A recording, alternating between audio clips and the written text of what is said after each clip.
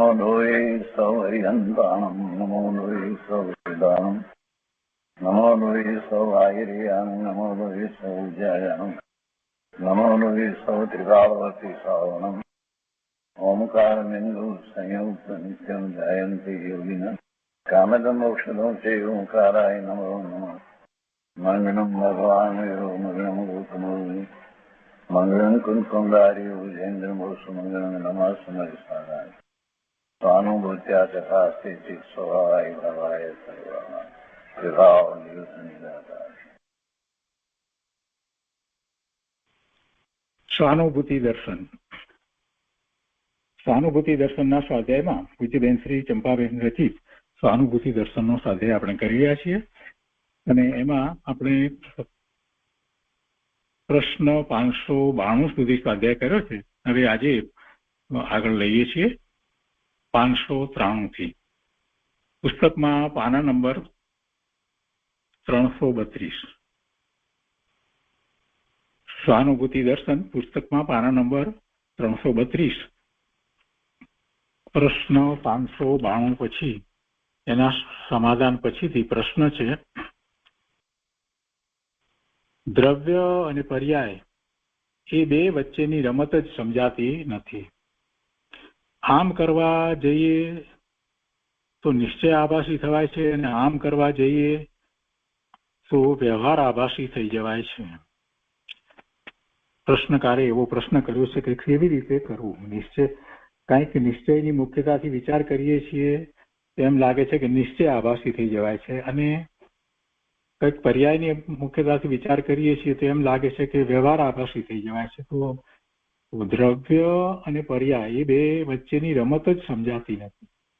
દ્રવ્યની દ્રષ્ટિ કરવાથી એને એમ લાગે છે કે નિશ્ચય આભાસી થઈ જવાય છે, પર્યાયની દ્રષ્ટિ કરવા જઈએ તો વ્યવહાર આભાસી થઈ જવાય છે. તો શું કરવું, આ પ્રશ્ન છે અને એ માટે પૂજ્યબેનશ્રીએ સમાધાન આપ્યું છે કે તે બધું વિકલ્પાત્મક છે એટલે એમ થાય છે, પણ સહજ હોય તેને એમ થતું નથી. વિકલ્પથી નિર્ણય કરવા જાય તો એક વિકલ્પ છૂટે અને બીજો ઉત્પન્ન થાય. એ બધું વિકલ્પાત્મક છે એટલે એમ થાય છે, પણ સહજ હોય તેને એમ થતું નથી. વિકલ્પથી નિર્ણય કરવા જાય તો એક વિકલ્પ છૂટે અને બીજો ઉત્પન્ન થાય.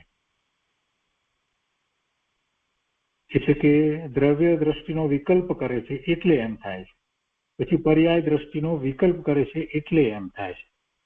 એટલે વિકલ્પથી નિર્ણય કરવા જાય તો કોઈ એક વિકલ્પમાં હોય આ વિકલ્પ, પછી એક વિકલ્પ છૂટે તો બીજો વિકલ્પ, એમ થયા કરે છે. એટલે એને એવું લાગે છે કે દ્રવ્ય દ્રષ્ટિ કરવા જઈએ છીએ તો નિશ્ચય આભાસી થવાય અને પર્યાય દ્રષ્ટિ કરીએ તો વ્યવહાર આભાસી થવાય.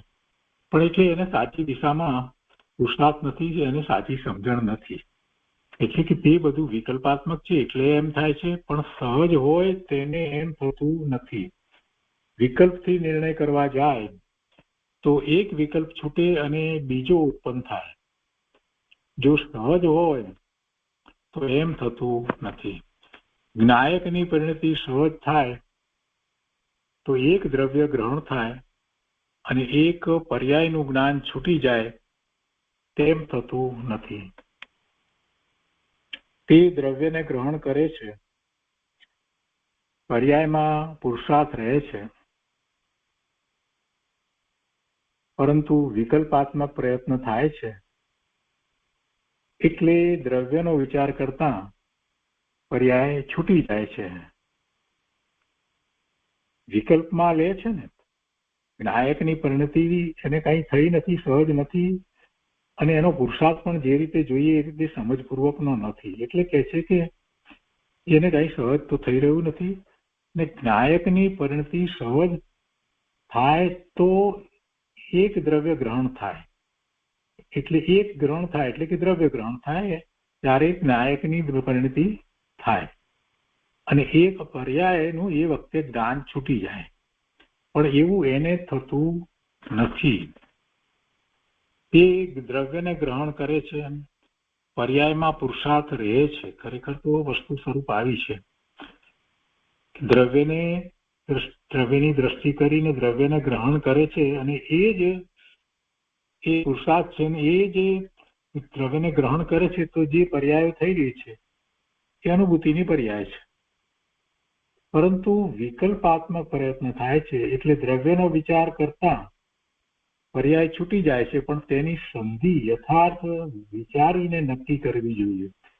એટલે કે દ્રવ્યની દ્રષ્ટિ કરે છે ત્યારે પોતાને ખ્યાલ છે કે વર્તમાન પર્યાય છે પોતાની, અને વર્તમાન પર્યાયની અંદર વિકલ્પો વગેરે બધું છે, અને વિકલ્પોથી રહિત થઈ અને ઉપયોગને સ્વ તરફ વાળે છે. તો દ્રવ્ય દ્રષ્ટિ કરે છે, પછી બીજો વિકલ્પ કરવાની ક્યાં જરૂર છે? અને એમાં દ્રવ્ય દ્રષ્ટિ કરે છે, દ્રવ્ય તરફ ઉપયોગ ગયો છે, એટલે પછી કાર્ય એનું શરૂ થાય છે.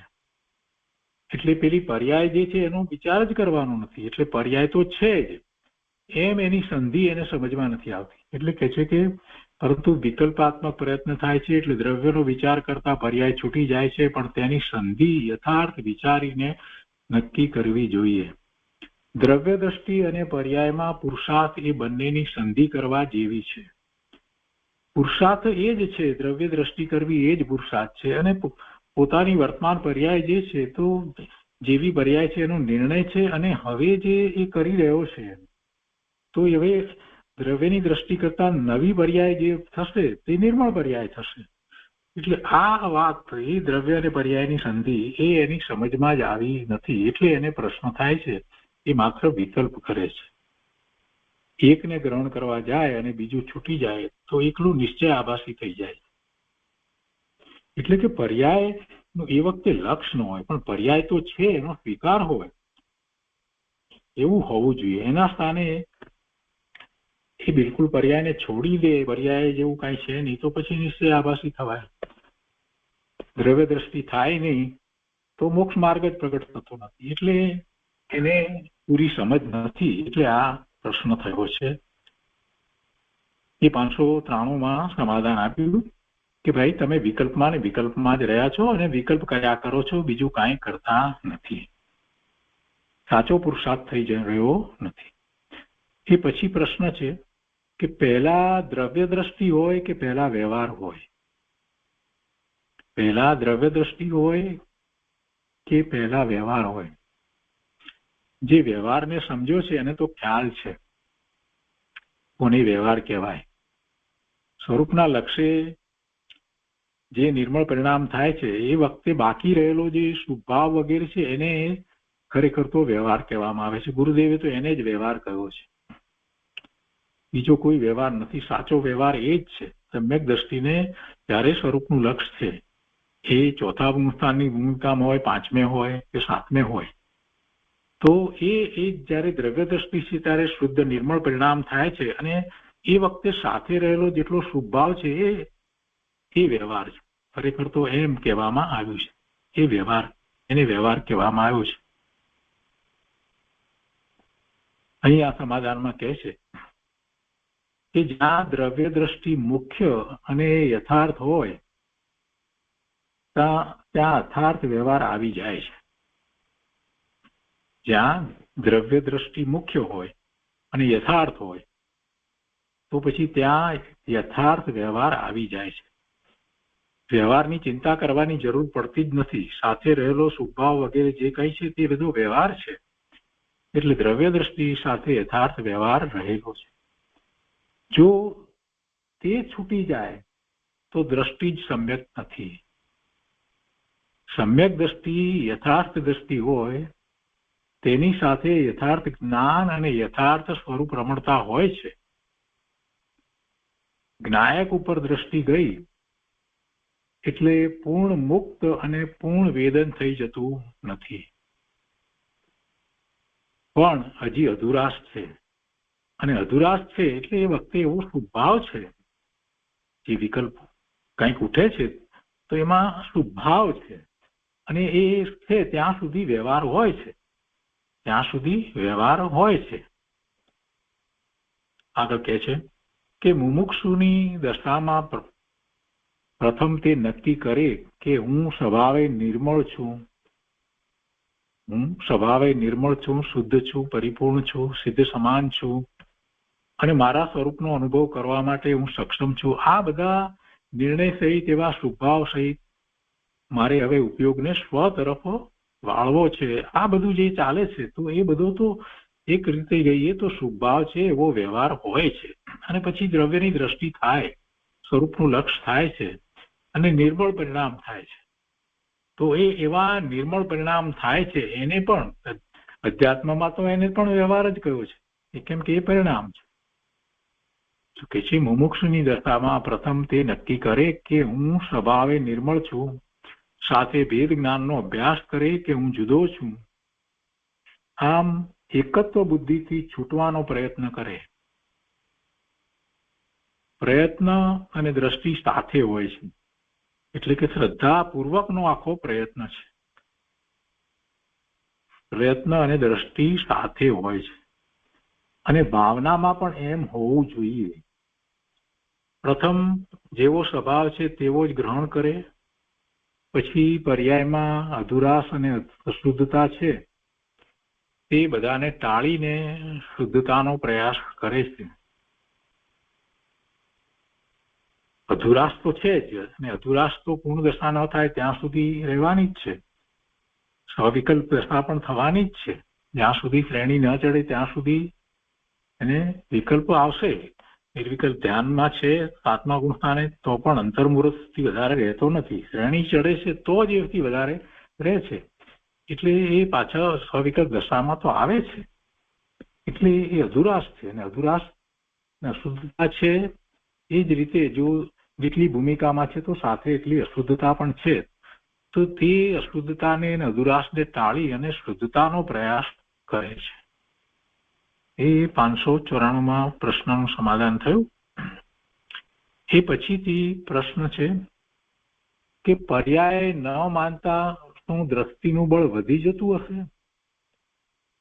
પર્યાયને ન માનીએ તો દ્રષ્ટિનું બળ વધી જાય? ના, એવી કેવી વાત હોય? એવું વાત હોઈ શકે નહીં. પર્યાયનો તો સ્વીકાર કરવો પડે, નહીં તો નિશ્ચય આભાસી થવાય. પર્યાયને ન માનીએ એટલે દ્રષ્ટિનું બળ વધી જાય એવી વાત હોય નહીં. સમાધાનમાં એ જ વાત કરી છે કે પર્યાય નથી એમ કરવાથી કઈ દ્રષ્ટિનું બળ વધી જાય છે એવું નથી. પણ પર્યાય જેમ છે તેમ એને યથાર્થ જાણે છે, એમ છે તેમ યથાર્થ જાણે. એટલે શું થાય કે પર્યાય જે છે એ એક સમયનું સત છે, એક સમયનું હોવાપણું છે અને આવી અત્યારે વર્તમાનમાં આ પર્યાય છે. એટલે પછી એમાં વધારે રોકાતો નથી. એને ગૌણ કરે છે અને ગૌણ કરે છે અને પછી દ્રષ્ટિ સ્વરૂપ તરફ કરે છે તો દ્રષ્ટિનું બળ વધે છે. પર્યાયને છે અને એને પછી જાણી અને એને ગૌણ કરી અને પછી સ્વરૂપ તરફ વળે છે. પણ પર્યાય છે નહીં એમ કરીને આગળ વધવા જશે તો નિશ્ચય આભાસી પણ થશે. પર્યાય તો છે, પર્યાયનો સ્વીકાર છે અને જે પરિણામ થઈ રહ્યા છે એ બધી પર્યાય તો છે. પર્યાય જ નથી એવી દ્રષ્ટિ કરવા જશે તો વેદાંત જેવું થઈ જશે. અહીંયા કહે છે કે યથાર્થ જાણે છે, જેમ છે તેમ પર્યાયને યથાર્થ જાણે છે અને પછી એને એ રીતે ગૌણ કરી અને દ્રષ્ટિ સ્વરૂપ તરફ કરે છે તો દ્રષ્ટિનું બળ વધે છે. દ્રવ્ય દ્રષ્ટિના વિષયમાં પર્યાય નથી એટલે કઈ પર્યાય કોઈ વસ્તુ જ નથી, પર્યાયનું અસ્તિત્વ જ નથી, એ કાંઈ યથાર્થ નથી. પર્યાય નથી એમ નહીં, પર્યાયને ગૌણ કરવાની છે. દ્રવ્ય દ્રષ્ટિના વિષયમાં ત્યાં પર્યાય નથી. દ્રવ્ય દ્રષ્ટિ કરવી છે તો ત્રિકાળી શુદ્ધ વસ્તુની દ્રષ્ટિ કરવી છે. કેમ કે પર્યાય એક સમયનું સત છે, એ પર્યાયને એને ગૌણ કરવાની છે. પણ છતાંય પર્યાય કોઈ વસ્તુ જ નથી, પર્યાયનું અસ્તિત્વ જ નથી એવી વાત બરાબર નથી. એ કાંઈ યથાર્થ નથી. પર્યાય છે અને જે દ્રવ્યનું લક્ષ કરવામાં આવે છે ત્યારે પોતાની પર્યાય જે છે એ નિર્મળ થાય છે. દ્રષ્ટિના વિષયમાં પર્યાય આવતી નથી એ વાત કહેવામાં આવી છે. પણ એનો અર્થ એમ નથી કરવાનો કે પર્યાય વસ્તુ જ નથી, કોઈ એનું અસ્તિત્વ જ નથી, એમ નથી. પર્યાય છે એક સમયનું સત છે, બીજા સમયે પણ પાછું એવું જ પર્યાય રૂપે સત છે. દરેક સમયે પર્યાય તો થઈ જ રહી છે. પણ એનું લક્ષ કરીએ તો વિકલ્પમાં જવાય, એટલે પર્યાયનું લક્ષ નથી કરવામાં આવતું. દેહ એક દ્રવ્ય ઉપર છે, તેની દ્રષ્ટિમાં પર્યાય નથી, એટલે પર્યાય જ નથી એમ નથી. જ્ઞાની વારંવાર તેની મેળે અંદર ચાલ્યા જાય છે. પ્રશ્ન કર્યો છે, જ્ઞાની વારંવાર તેની મેળે અંદર ચાલ્યા જાય છે. એની મેળે એટલે પ્રયત્ન હોય છે, એમ કઈ અંદર ચાલ્યા જાય એમ નથી હોતું.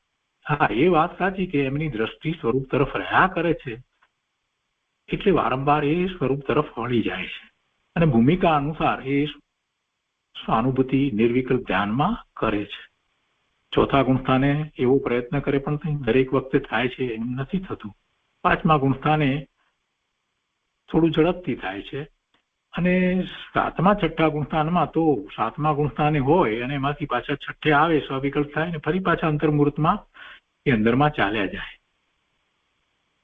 એટલે એ પુરુષાર્થ પૂર્વક અંદરમાં જાય છે, એટલે કે છે કે તેમાં પ્રયત્ન છે. નાની વારંવાર તેની મેળે અંદરમાં ચાલ્યા જાય તો એની ચોથા ગુણસ્થાને કે પાંચમા ગુણસ્થાને કે છઠ્ઠા સાતમા ગુણસ્થાનમાં જે થઈ રહ્યું છે તો એ પ્રયત્ન છે, પણ તે પ્રયત્ન સહજ થઈ જાય છે. એ પ્રયત્ન સહજ થઈ જાય છે. જેમ આપણે કોઈ રસ્તે વારંવાર જતા જોઈએ તો પછી આપણે મનમાં બીજો વિચાર કરતા હોઈએ તો પણ ત્યાં પહોંચી જવાય છે. વારંવાર જઈએ, 1000 વખત જે જગ્યાએ રોજે રોજ જતા હોઈએ કેટલા વર્ષોથી એ જ જગ્યાએ, તો પછી નીકળ્યા એટલે ત્યાં પહોંચી જઈએ છીએ. મનમાં કંઈક બીજા વિચાર ચાલતા હોય રસ્તામાં તો પણ ત્યાં જ પહોંચી જાય છે, ને ત્યાં અટકી જઈએ છીએ. એ સહજ થઈ જાય છે. માર્ગ જેને મળ્યો છે એને માટે એ સહજ. મુનિનો વિચાર કરીએ તો મુનિ માટે એ બહુ સહજ દશા છે. અંતર્મુહૂર્તમાં પાછા સ્વરૂપને સ્પર્શે, પાછા બહાર આવે, પાછા સ્વરૂપને સ્પર્શે, આમ ચાલ્યા કરે. એટલે સહજ એવો પુરુષાર્થ થાય છે, પ્રયત્ન સહજ થઈ જાય છે. બીજી વાત કે એ કોઈ બીજા કરી દે એવું હોતું નથી, એટલે કોઈ કરી દેતું નથી કે કાંઈ પરાણે કરવું પડતું નથી. આ ચોથા ગુણસ્થાનની ભૂમિકામાં એ એવા પ્રયત્ન માટે એને રુચિ છે, અને એમ કરી અને નિર્ણયપૂર્વક એ પ્રયત્ન કરે છે નિર્વિકલ્પતાનો ફરીથી પાછો, અને થઈ જાય છે. કેમ કે એને એકવાર અનુભૂતિ થઈ છે એટલે થાય છે. કોઈક વાર વિકલ્પો આવી જાય છે તો અનુભૂતિ નથી થતી, ફરી પાછો પ્રયત્ન કરે છે. પણ પેલા મુનિને તો સહજ આમ થયા જ કરે છે. સહજ એટલે કે એ જરાક વાર બહાર આવે છે, થોડી અંતર્મુહૂર્તથી વધારે બહાર રહેતાય નથી, ને એ વખતે પણ એ જે પહેલા અનુભૂતિમાં હતા અને ઘણો સમય એ સાતમા ગુણસ્થાને લીનતામાં હતા, તો એની અસર નીચે છે જયારે સ્વવિકલ્પ હોય છે ત્યારે. એટલે તરત જ સહેલાઈથી પાછા એ નિર્વિકલ્પ થઈ જાય છે. એટલે એમ કહેવાય કે સહજ. પણ બીજી રીતે જોવા જઈએ તો પણ કઈ પરાણે તો કરવું પડતું નથી. ચોથા ગુણસ્થાનમાં હોય તો પણ કઈ પરાણે નથી. એ પ્રયત્ન છે, પ્રયત્ન હવે એને સહજ થઈ ગયો છે. એ પ્રયત્નમાં એને તકલીફ પડતી નથી. પોતાના ઘર તરફ પોતે સ્વાભાવિક રીતે દોડીને જાય છે. આ જ ઉદાહરણ આપ્યું છે. એમાં એને કાંઈ તકલીફ પડતી નથી. તો એ 596માં પ્રશ્નનું સમાધાન થયું. એના પછી છે, જ્ઞાનીને અંતરમાં એકદમ શાંતિ મળે છે તો બહાર નીકળે છે શું કામ? પ્રશ્ન કર્યો છે કે જ્ઞાનીને અંતરમાં એકદમ શાંતિ મળે છે, આનંદનો અનુભવ થાય છે, તો પછી બહાર શું કરવા નીકળે છે? એકદમ શાંતિ મળી ગઈ પછી બહાર એટલે કે આકુળતામાં કેમ આવે છે? બહાર આવે એટલે આકુળતા થાય ને, તો પછી આકુળતામાં શા માટે આવે છે? તેનું સમાધાન આપ્યું છે કે તેટલો પુરુષાર્થ નથી એટલે બહાર નીકળી જાય છે. સ્વરૂપમાં જયારે સ્થિર થઈ જાય છે એ તો શ્રેણી ચડે છે, અને એવું અપૂર્વ પુરુષાર્થ થાય છે ત્યારે એ સ્વરૂપમાં સ્થિર થઈ જાય છે. પછી બહાર આવતા જ નથી ને કેવળ જ્ઞાન પ્રગટ કરે છે. જ્યાં સુધી 12મા ગુણસ્થાને ન પહોંચે ત્યાં સુધી તે બનતું જ નથી. 11મા સુધી પહોંચે તો પણ પાછા પડવાનું થાય છે. એટલે આ પુરુષાર્થ જે છે એ તો બહુ અપૂર્વ પુરુષાર્થ છે, કેવળ જ્ઞાનનો પુરુષાર્થ. એટલે કે છે કે તેટલો પુરુષાર્થ નથી એટલે બહાર નીકળી જાય છે, અને અનાદિના જે વિભાવો પડ્યા છે તેમાં જોડાઈ જાય છે. સાતમા ગુણસ્થાનની અવસ્થામાંથી પણ એ કેમ પાછા આવી જાય છે એ વાત અહીંયા લીધી છે. અને એ સિવાય બીજાની વાત કરીએ તો એટલો વધારે સમય એ રહી શકતા નથી, એવો એટલો પુરુષાર્થ નથી. એટલે પાંચમા ગુણસ્થાને હોય તો પણ કઈ બહુ વધારે સમય રહી શકતા નથી. બધાને માટે એ વાત લાગુ પડે છે. જયારે સાતમા માટે લાગુ પડે એટલે પાંચમા ચોથા માટે પણ એમ જ છે. એ સ્વવિકલ્પ દશામાં આવી જાય છે. અને એમાં કેમ આવી જાય છે તો કે એવો પુરુષાર્થ નથી એટલે બહાર નીકળી જાય છે અને અનાદિના જે વિભાવો પડ્યા છે તેમાં જોડાઈ જાય છે. જોડાવાનું બધાનું જુદું જુદું, પોતાની ભૂમિકા પ્રમાણે જોડાવાનું થાય. હજી વિભાવો પડેલા છે અને એમને ભૂમિકા અનુસાર શુભ ભાવ હોય ક્યારેક જ અશુભ ભાવ હોય, જે પ્રમાણે ભૂમિકા હોય એ પ્રમાણે. હજી એ શુભ ભાવ રૂપ વિભાવો પડેલા છે અને તે ક્ષય થયા નથી. તેમજ અંદર તેટલો પુરુષાર્થ નથી એટલે અંદર ટકી શકાતું નથી અને બહાર આવી જાય છે. તો એ 597માં પ્રશ્નનું સમાધાન થયું. એ પછીથી પ્રશ્ન છે કે સત સરળ સુગમ છે. સત સરળ છે, સુગમ છે, કૃપાળુદેવે પણ કહ્યું છે, પણ કોઈ માર્ગ દેખાડે તો થાય ને. પ્રશ્નકાર એમ કે છે કે સત સરળ અને સુગમ છે એ વાત તો બરાબર, પણ એ કોઈ માર્ગ દેખાડે તો થાય ને સરળ ને સુગમ, નહીતર કેવી રીતે થાય? કહેવાનો એનો પ્રશ્ન કરવાનો આશય આવો છે. એનું સમાધાન આપતા બેનશ્રી કહે છે કે સત સરળ અને સુગમ છે. દેખાડનાર દેખાડે પણ જોવાનું તો પોતાને છે ને, પોતાને જ છે. જોવાનું કોને છે?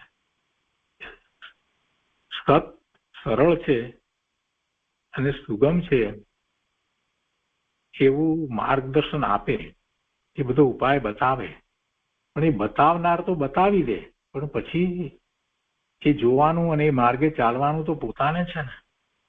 જોવાનું તો પોતાને જ છે ને. પોતે જુએ નહીં તો ગમે તેટલું દેખાડે તો પણ જોઈ શકતો નથી. રુચિ ન હોય, એવી એકાગ્રતા ન હોય, પૂર્ણ વિશ્વાસ ન હોય, અનેક કારણો હોય. અને કાં તો બીજી જગ્યાએ રુચિ હોય, થોડી રુચિ હોય, થોડી રુચિ અહીંયા હોય, થોડી બહારમાં રુચિ હોય, આવું કેટલાય કારણો હોય. એટલે માર્ગ દેખાડનાર તો પૂરેપૂરો માર્ગ બતાવે છે, પણ નથી એને પ્રાપ્ત થતું, માર્ગ નથી મળતો, એને માર્ગ સરળ નથી લાગતો, સુગમ નથી થતો, તો એમાં એની પોતાની ક્યાંક ખામી છે. જો ભગવાનના સમોસ્કરણમાં દિવ્ય ધ્વનિ, ઓમકાર ધ્વનિ દ્વારા જીવો જ્ઞાન પ્રકાશ પામે છે એમ આપણે કહીએ છીએ, પણ શું સમોસ્કરણમાં બેસનારા બધા જીવો કઈ સમ્યક તો પ્રગટ કરી લે છે? એવું તો કઈ બનતું નથી. આ જીવ પણ સમોસ્કરણમાં જઈ આવ્યો હશે, પણ છતાંય કેવળી આગળ રહી ગયો કોરો, એ જે ઉક્તિ કહેવામાં આવે છે ને, જેના જેવું થયું છે. એટલે પોતે જુએ નહીં તો ગમે તેટલું દેખાડે તો પણ જોઈ શકતો નથી. પોતાની એવી પાત્રતા હોવી જોઈએ, યોગ્યતા હોવી જોઈએ, અને એ પાત્રતા યોગ્યતા એને પોતે જાતે કેળવવાની છે. એ પાત્રતાની અંદર તો ઘણી વાત આવે. રુચિ એટલી આવે એવું નહીં, રુચિ પણ આવે અને અંદરમાંથી એટલી જગત પણ હોય, અને બહાર જે છે એનું મહાત્મ્ય ઘટી પણ ગયું હોય, અને આ સ્વરૂપનું મહાત્મ્ય ખૂબ આવ્યું હોય, દ્રવ્યસ્ત્રોતના અભ્યાસ વગેરે કર્યા હોય, આ બધું હોય તો એની પાત્રતા કહેવાય. અને એવી પાત્રતા છે તો એની તૈયારી, જોવાની તૈયારી છે કે પેલા જે બતાવે છે માર્ગને, એ માર્ગ જોવાની એની તૈયારી થાય. એટલે કહે છે કે પોતે જોવાની તૈયારી કરે તો જોઈ શકે છે. દેખાડનાર દેખાડે. પૂજ્ય ગુરુદેવે ઘણું દેખાડ્યું છે. પૂજ્ય ગુરુદેવે માર્ગ જે છે એ ખૂબ સ્પષ્ટ કર્યો છે. દેખાડ્યું છે એટલે માર્ગ ખૂબ સ્પષ્ટ કર્યો છે. મોક્ષ માર્ગ ખૂબ સ્પષ્ટ કર્યો છે ગુરુદેવ. પણ જેની જેટલી તૈયારી હોય તેટલું ગ્રહણ કરે છે. બધા એક જાતનું એક સરખું ગ્રહણ કરી શકતા નથી, અને વધારે ગ્રહણ કરવા માટે, પૂર્ણ ગ્રહણ કરવા માટે તૈયારી પોતાની જ હોવી જોઈએ. એટલે તૈયારી પોતાને જ કરવાની છે. તો એ 598માં પ્રશ્નનું સમાધાન થયું.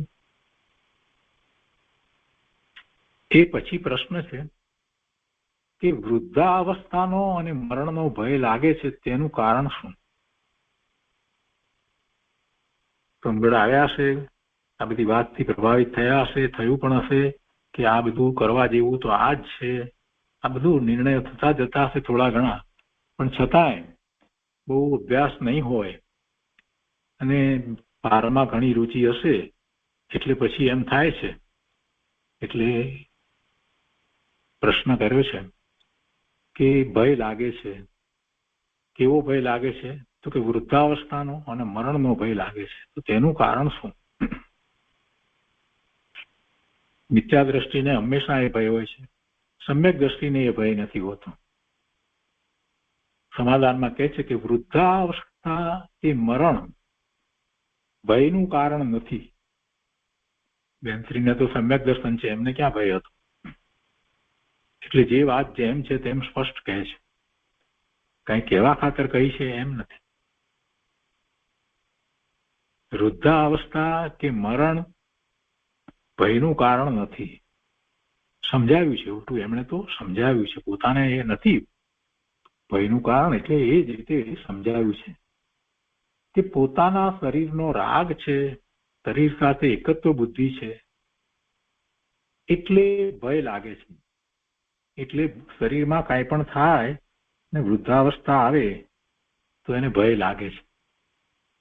શરીર સહિત પોતાનું અસ્તિત્વ માન્યું છે, શરીરમાં એકત્વ બુદ્ધિ છે, એટલે શરીર વિના કેવી રીતે બધું થશે એમ એને લાગ્યા કરે છે. આત્માનું સામર્થ્ય જે છે એનો પાક્કો નિર્ણય નિર્ધાર થયો નથી કે શરીર નહીં હોય તો પણ આ ભગવાન આત્મા તો એવો ને એવો જ રહેવાનો છે, એવો કઈ નિર્ણય પાક્કો નિર્ણય થયો નથી ને આવા તો કેટલાય શરીર બદલ્યા. એટલે એ તરફ નો વિચાર બહુ થતો નથી. એટલે હંમેશા એને ભય લાગે છે, શરીરમાં આમ થઈ જશે તો શું, તેમ થઈ જશે તો શું, ને જે થવાનું છે તે થાય છે. એ વખતે પણ શરીર સાથે રહેલો ભગવાન આત્મા તો એવો ને એવો જ રહે છે. એને કાંઈ મલિનતા આવતી નથી, નુકસાન થતું નથી, કાંઈ થતું નથી. આત્માને કોઈ વૃદ્ધાવસ્થા હોતી નથી, આત્માને કોઈ રોગ હોતો નથી. પણ શરીર પોતાનું છે એમ માન્યું છે અને શરીર સહિત પોતે છે, શરીર વિના પોતે કેવી રીતે કાંઈ પણ કરી શકે. એટલે સુધી કે ધર્મમાં પણ કેટલાય ઉપદેશકો એવી વાત કરે છે કે શરીર સારું હશે તો ધર્મ કરી શકાશે, નહીંતર નહીં થાય. અને આ વાત બધાને બહુ સહેલાઈથી બેસી જાય છે, કેમ કે બાહ્ય ક્રિયાઓ બધી થાય છે તો બધી શરીરને વિશે થાય છે ને, એટલે એને ભય લાગે છે શરીરમાં કાંઈ પણ થાય કે હવે હું શું કરીશ, ધર્મ ધ્યાન કેવી રીતે કરીશ, એવો પણ એને ભય લાગે છે કે પોતાના શરીરનો રાગ છે, એ બધો શરીરનો રાગ છે, શરીર સાથે એકત્વ બુદ્ધિ છે, એટલે ભય લાગે છે. સમ્યક દ્રષ્ટિ જ્ઞાનીને તો આત્મા તરફ દ્રષ્ટિ છે, સ્વરૂપનું લક્ષ છે, એટલે એને કાંઈ ભય લાગતો નથી. શરીરમાં વૃદ્ધાવસ્થા આવે તે કોઈને ગમતું નથી, કોઈને પાલવતું નથી, અને મરણનો ભય લાગે છે. મરણ કોઈને ગમતું નથી, મરણ કોઈને ગમતું નથી, અને તેનું કારણ અજ્ઞાન છે. જન્મ છે તો મરણ તો હોય જ, જન્મ હોય મરણ ન હોય એમ તો બને નહીં, એ તો સ્વીકારી જ લેવાનું છે. જે જન્મે છે એ એક ગાળો લઈને આવે છે જેને આપણે આયુષ કહીએ છીએ, અને એ ગાળામાં જ એનું અહીંયા એ શરીર સાથે રહેવાનું થાય છે. જે શરીર સાથે રહેવાનું છે એનો સમય નિશ્ચિત છે, જેને આપણે આયુષ્ય કહીએ છીએ. એટલે જન્મે છે અને મરણ પામે છે, એ વચ્ચેનો સમય એ શરીર સાથે રહે છે. પછી ત્યાંથી નીકળી અને બીજી ગતિમાં જાય ત્યારે એને શરીર મળે છે, બીજું શરીર મળે છે. પણ જ્યાં સુધી સિદ્ધત્વ નથી પ્રગટ કરતો ત્યાં સુધી તો શરીર તો મળ્યા જ કરે છે, અનંત શરીર મળ્યા છે. અને કેવા શરીર મળે છે, જેવા ભાવ કર્યા છે એ પ્રમાણે શુભ અથવા અશુભ ભાવ પ્રમાણે પુણ્ય અને પાપના બંધ પડ્યા છે એ પ્રમાણે ગતિ અને એવા ગતિને અનુસાર એવા શરીર મળ્યા કરે છે. અને દરેક શરીર જે છે એને છોડવાના હોય છે. એ શરીર સાથે કાયમ રહી શકતું નથી. સારું હોય તો પણ કાયમ રહી શકતું નથી, અને એ શરીર રોગિષ્ટ હોય તો પણ કઈ એની સાથે કાયમ રહેવાનો નથી, રહી શકતો જ નથી. કોઈ જીવ કોઈ એક શરીર સાથે કાયમ તો રહેવાનું નથી. આયુષ્ય ત્યાં સુધી રહેવાનું છે, છતાં એને શરીર સાથે એટલું એકત્વ છે એટલે આ જીવને એમ લાગે છે. બેનથી કહે છે કે મરણ કોઈને ગમતું નથી, તેનું કારણ અજ્ઞાન છે. જ્યાં સુધી ભવનો અભાવ થતો નથી ત્યાં સુધી શરીર ધારણ કરે, પણ પોતાને શરીર સાથે એકત્વ બુદ્ધિનો રાગ છે એટલે ભય લાગે છે. ભયનું કારણ સમજાયું. જેને શરીર સાથેની એકત્વ બુદ્ધિ છૂટી ગઈ છે, પોતાનું અસ્તિત્વ શરીર સહિત માનતો જ નથી, શરીરથી જુદો પોતે એવું ભેદ જ્ઞાન થયું છે અને એ ભેદ જ્ઞાન સતત વર્તે છે. પોતાનું અસ્તિત્વ શરીર વિના જ જે સ્વીકારે છે એને કોઈ ભય લાગતો નથી. કે છે પોતાને શરીર સાથે એકત્વ બુદ્ધિનો રાગ છે એટલે ભય લાગે છે. તેની એકત્વ બુદ્ધિ એવી છે કે શરીરથી છૂટું પડવું ગમતું નથી, એટલી બધી એને એકત્વ બુદ્ધિ છે એટલે તેને ભય લાગે છે. વૃદ્ધાવસ્થા કે મરણ ભય કરાવતું નથી, એ ભય કરાવતું નથી.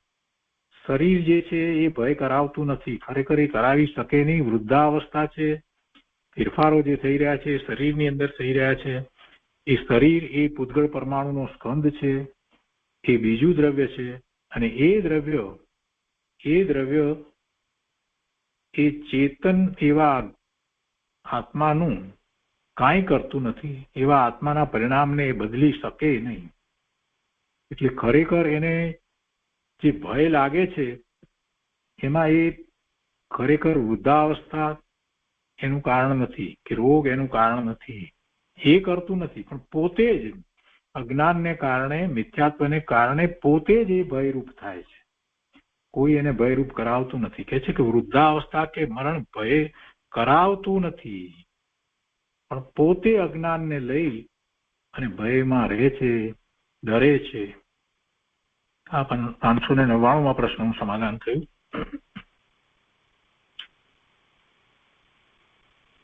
એ પછી પ્રશ્ન છે, हिंदी भाषी कोई प्रश्न કર્યો છે કે शरीर का स्वतंत्र परिणमन अंदर बैठता नहीं है, समझ में भी नहीं आता है. બહુ ઓછો શાસ્ત્રનો અભ્યાસ, બહુ ઓછા એવા જ્ઞાની પુરુષોના પ્રવચન સાંભળ્યા હોય ને, અથવા તો જેના સાંભળ્યા હોય એને માત્ર બહારની શુભની વાતો કરી હોય ને અત્યાર સુધી એ જ કર્યું હોય ને બહારનું પૂજા ભક્તિ કર્યા હોય ને એમાં એ માનતો કે ધર્મ થઈ જાય, એટલે એને આવી વાત જે સુંગડમાં આવે અને જે વાત આવે કે શરીરથી હું જુદો, એ વાત એને કેવી રીતે બેસે. ને વળી વધારામાં કોઈ કે પાછું ઉપદેશકો એમ કહ્યું હોય કે શરીર સારું હશે તો પછી તમે આ બાહ્યમાં તપ વગેરે કરી શકશો, પૂજા ભક્તિ કરી શકશો, નહીંતર કેવી રીતે કરી શકશો. એટલે જાણે કે શરીરથી જ બધું કરવાનું છે, શરીર નિરોગી હોવું જોઈએ, સારું હોવું જોઈએ, શરીર સિવાય તો પોતે કંઈ કરી શકે જ નહીં, એવું અંદરમાં ખૂબ એને થઈ ગયું હોય. એટલે શરીરથી જુદો પોતાને કલ્પી શકતો નથી. આત્મા શરીરથી જુદો એ વાત એને બેસતી નથી. કે છે કે શરીર કા સ્વતંત્ર પરિણમન અંદર બેસતા નહીં. એટલે કે શરીરનું પરિણમન જુદું ચાલે, એ જળ છે, પૂતગળ પરમાણુનો સ્કંદ છે, એનું પરિણમન એના કારણે થાય અને આત્માનું પરિણમન આત્માના કારણે થાય, એ વાત પછી ક્યાંથી એને બેસે. એને એમ છે કે આત્મા છે એ શરીરને પરિણામ આવે, શરીરનું સ્વતંત્ર પરિણમન નહીં. હું મારા શરીરને જેમ ધારું તેમ પરિણામ આવી શકું, આવું એના મનમાં હોય છે. એને એમ નથી થતું કે એ માત્ર એવા વિકલ્પ કરે છે, શુભ કે અશુભ ભાવ કરે છે, પણ એથી કરી અને જે બીજું દ્રવ્ય જે છે શરીર એટલે ભૂતગળ પરમાણુનો સ્કંદ, એ જુદું દ્રવ્ય, તો એ બીજા દ્રવ્યના પરિણામ બદલાઈ જાય એમ બનતું નથી. પણ આ વાત બેસવી બહુ અઘરી છે. આજે ઉપવાસ કરવો હતો તો કર્યો ને, જુઓ શરીરમાં ખોરાક ના આવ્યો ને, કેમ? કેમ કે એ મેં એવા ભાવ કર્યા એટલે મારા આત્માના પરિણામ છે એટલે એમ થયું છે. આવી જ વાત મોટા ભાગના જૈનો પણ કરે છે. એટલે એ સ્વીકારતા જ નથી. આત્મા જેમ ધારે તેમ કરી શકે, શરીરનું કાર્ય આત્મા ન કરી શકે એવું એમને સ્વીકારવું અઘરું પડે છે. એટલે આ ભાઈનો પણ એ રીતે પ્રશ્ન છે. તો સમાધાન એનું સમજવા જેવું છે. शरीर का स्वतंत्र परिणाम अंदर बैठता नहीं એને और समझ में भी नहीं आता. એને તો બિચારા ચોખ્ખું કહ્યું કે ભાઈ સમજાતું નથી. સરળ છે, સમજવા માંગે છે. તો સમાધાનમાં કહે છે કે સમજને કા અભ્યાસ કરના. બેનશ્રીએ તો એટલી વાત કરી છે કે ભાઈ એ સમજવાનો અભ્યાસ કરવો પડશે. અભ્યાસ કરવો એટલે એ વાતને ચિંતન દ્વારા, યુક્તિ દ્વારા, આગમ દ્વારા અને મહાપુરુષોનો એવો સંયોગ મળ્યો હોય તો એમની પાસેથી પ્રશ્ન કરી સમાધાન દ્વારા પણ છેવટે એ સમજવું તો પડશે. સમજને કા અભ્યાસ કરના. હવે બેનશ્રી પોતે સમજાવે છે કે શરીર જડ પૂતગળ હૈ, શરીર જડ પૂતગળ હૈ, મેં જાનને વાલા હું. બેમાં મોટી વાત આ છે, પેલું જડ છે ને હું ચેતન છું, હું જ્ઞાન કરું છું. શરીર જ્ઞાન કરતું નથી, ઇન્દ્રિયો જ્ઞાન કરતી નથી. જ્ઞાન મારો સ્વભાવ છે, શરીરનો સ્વભાવ નથી. શરીરમાં ચેતના નથી, ચેતના આત્મામાં છે. આનો વારંવાર વિચાર કરવો જોઈએ.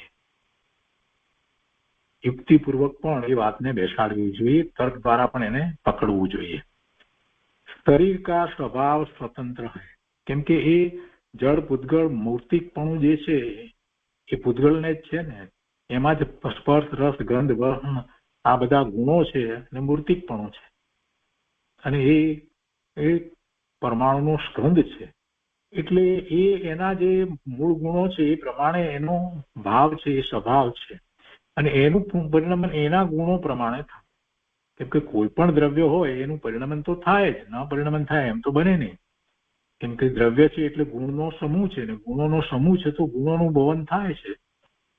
તો શરીર કા સ્વભાવ સ્વતંત્ર હોય એટલે શરીરનું પરિણામ જે છે સ્વતંત્ર થાય. એટલા માટે સ્વતંત્ર થાય. વિકલ્પ અપના સ્વભાવ નહીં હોય. બીજી વાત લીધી સાથે પોતાને પણ વિકલ્પ આવે છે, એ પણ કાંઈ પોતાનો સ્વભાવ નથી.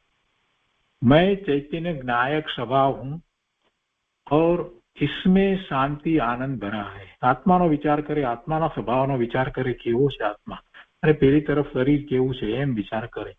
અને પછી જે અંદરમાં એને વિકલ્પ ઉઠે છે એ વિકલ્પ પણ ખરેખર આત્માનો સ્વભાવ નથી. પોતાનો સ્વભાવ તો જ્ઞાન, આનંદ, શાંતિનો જ છે. इसका बराबर વારંવાર, અહીંયા કહ્યું છે इसका વારંવાર એટલે વારંવાર વિચાર કરવો હોય. इसका વારંવાર વિચાર કરના. बैठता नहीं है तो बैठाने का अभ्यास करना. આ વાત ન બેસતી હોય તો બેસાડવાનો પ્રયત્ન કરવો જોઈએ. वारंवार विचार करना. स्वभाव दृष्टि से विचारने का विचार करना. કેવી રીતે વિચાર કરવો? સ્વભાવ, પેલા આત્માનો વિચાર કરવો. આત્માનો સ્વભાવ કેવો છે અને શરીરનો સ્વભાવ કેવો છે, એનો ભાવ કેવો છે, એ બેનું ભેદ જ્ઞાન કરવું. સવિકલ્પ દશામાં ખૂબ તર્ક દ્વારા એ વાતનો નિર્ણય કરવો, શરીર અને આત્માનો. તો એ બે જુદા લાગશે, અને જુદા લાગશે તો એકબીજાના કાર્યો કેવી રીતે કરે. પછી એ આખું તર્ક વિચારવાનું કે એક દ્રવ્ય બીજા દ્રવ્યનું કાર્ય કરી શકતું નથી. જો કરવા માંડે, એક દ્રવ્ય બીજા દ્રવ્યનું કાર્ય કરવા માંડશે તો જગતનો નાશ થઈ જાય. કેમ કે એક દ્રવ્યનું કાર્ય કરવા વાળા તો બધા વાત તૈયાર થઈ જાય. અનેક દ્રવ્યો તૈયાર થઈ જાય તો પેલા દ્રવ્યનું થાય શું? પછી કોઈ દ્રવ્ય જ પોતે મૂળ સ્થિતિમાં પોતાના ગુણ સહિત રહી શકે જ નહીં. એટલે જગતનો નાશ થાય. એટલે એવું વસ્તુ સ્વરૂપ જ નથી. છ દ્રવ્યો જે છે પોતે પોતાનું પરિણમન કરી રહ્યા છે. એમાં કોઈ કોઈના પરિણમન કરાવતું જ નથી. અહીંયા કહે છે કે જૈસે સ્ફટિક નિર્મળ है वैसे मैं निर्मल हूं. पानी का स्वभाव निर्मल है वैसे मैं निर्मल हूं. એટલે આત્મા, मैं એટલે આત્મા. અહીંયા आत्मा एवो निर्मल है. पानी में मलिनता बाहर से आती है, कादव की वजह से आती है. ऐसे यह संकल्प विकल्प विभाव है. अपना स्वभाव नहीं है, उससे भेद ज्ञान करना, उससे भेद ज्ञान करना। આ સંકલ્પ વિકલ્પ જે છે એ વિભાવ છે. કેમ કે અહીંયા શરીરથી જુદા પડવાની સાથે બીજી વાત પણ સાથે લઈ લીધી કે જે સંકલ્પ વિકલ્પ ઉઠે છે એ તો જીવની પર્યાયમાં ઉઠે છે, છતાં પણ એ પણ એનો સ્વભાવ નથી, એ પણ એનો સ્વભાવ નથી. તો પછી જે જડ છે, જે જ્ઞાન કરતું નથી, એ તો એનું ક્યાંથી હોય? એનાથી તો એ જુદું જ હોય ને, તો એનું પરિણામ તો જુદું જ થાય ને. અહીંયા તો એટલે સુધી વાત કરી દીધી કે સંકલ્પ વિકલ્પ છે એ વિભાવ છે, એ સ્વભાવ નથી આત્માનો. તો પછી શરીર જે છે એનું જે કંઈ થઈ રહ્યું હોય એને આત્મા સાથે કાંઈ સંબંધ હોય? કોઈ સંબંધ હોઈ શકે જ નહીં. આ વાત એમાંથી સ્પષ્ટ કરી દીધી. તો એ ચશ્રોમાં પ્રશ્નનું સમાધાન થયું અને આજનો સ્વાધ્યાય આપણે અહીંયા સુધી રાખીએ છીએ, ચશ્રોમાં પ્રશ્ન સુધી. હવે સુખધામ બોલીએ. સુખધામ અનંત સુસંત જહે, दिन रात्र रहे तद ध्यान मही, पर शांति अनंत सुधामय जे, प्रणमो पदते वर्ते जयते, प्रणमो पदते वर्ते जयते.